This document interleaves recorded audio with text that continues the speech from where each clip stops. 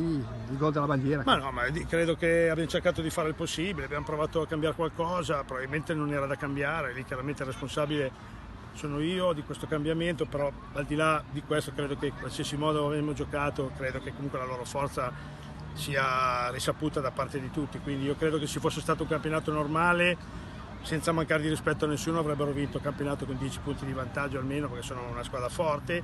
Noi siamo partiti forse anche un po' contratti, un po', appunto, ripeto, abbiamo cercato di chiudere gli spazi dove loro potevano farci male, non ci siamo riusciti, bravi loro. Comunque rimane una stagione da incorniciare, perché credo che oggi al posto nostro avrebbero dovuto esserci tante squadre che sono partiti con altri obiettivi, ci siamo stati noi, quindi vuol dire che siamo stati bravi noi a arrivarci, onore al merito a chi ha vinto. Peraltro a me è piaciuto tantissimo Tona quando è entrato è stato colpito giusto.